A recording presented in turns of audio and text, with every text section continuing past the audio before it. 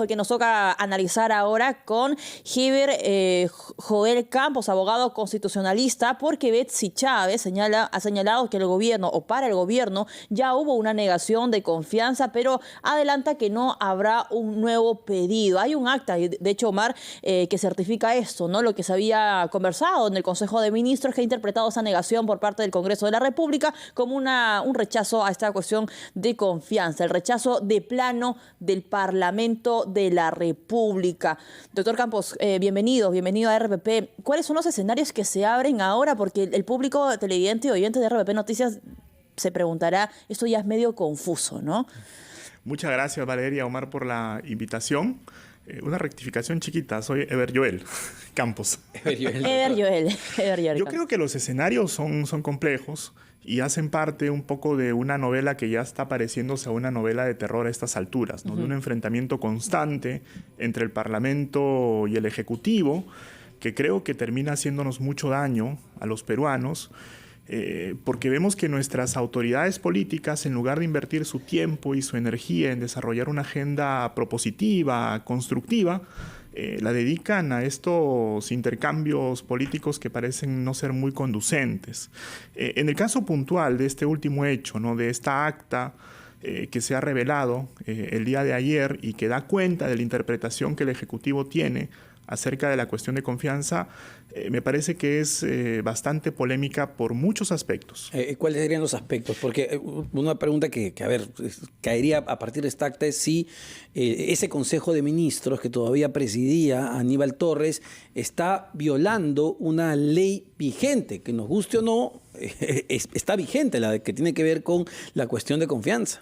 Efectivamente, me da la impresión que el Consejo de Ministros tiene una lectura de esa ley distinta a la que emana de su propio texto. Podemos estar a favor o en contra de esa norma. Yo en lo personal considero que es una norma que tiene muchos problemas, pero la norma es válida y vigente. Claro. Y en un Estado de Derecho tendríamos que respetarla. O en todo caso, acudir a los mecanismos institucionales previstos para cuestionarla. Pero no podemos arrogarnos la competencia de inaplicar una norma de por sí y para sí, como ha hecho el Ejecutivo. No debemos olvidarnos, Valeria, Omar, que en nuestro Estado, en nuestro sistema jurídico, el único órgano con competencia para inaplicar una norma de rango legal es el Poder Judicial, no el Poder Ejecutivo.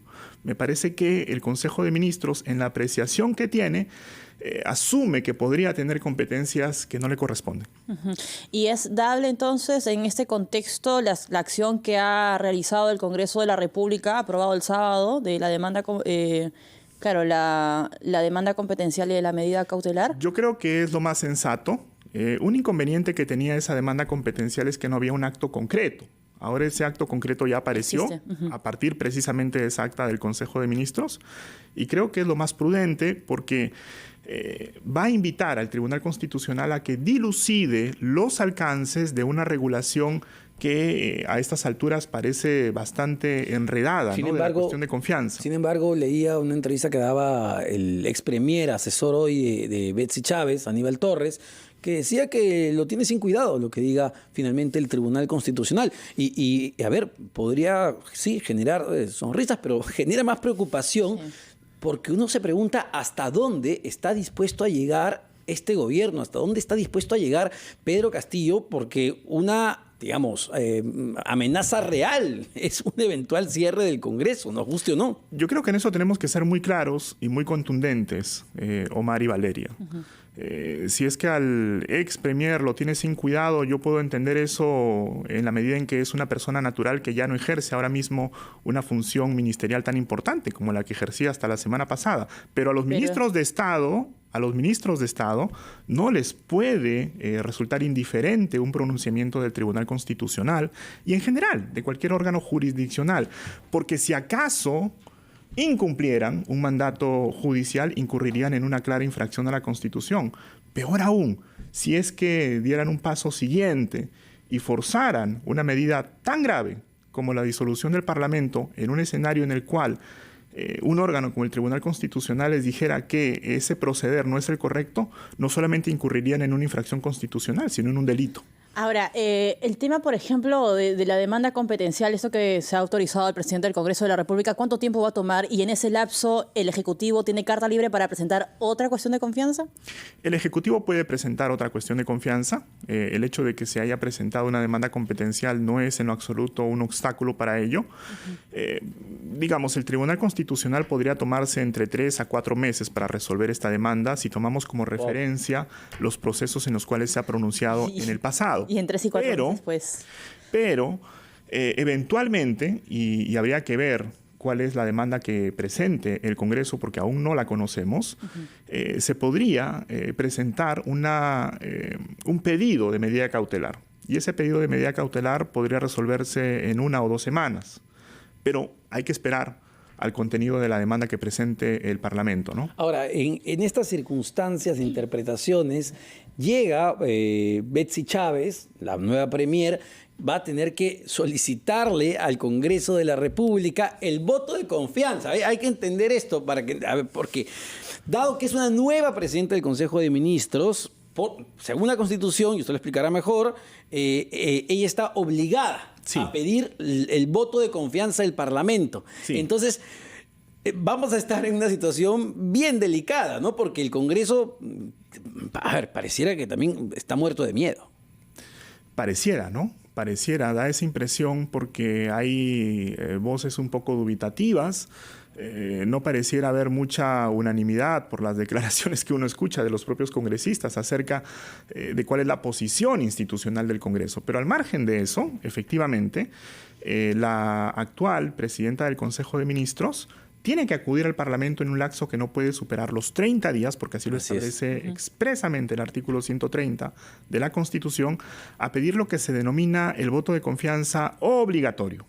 Hay 2 tipos de cuestiones de confianza. Una cuestión de confianza obligatoria, que se da siempre que asume un nuevo Consejo de Ministros, y una cuestión de confianza potestativa, como las que ha presentado hace poco el Poder Ejecutivo.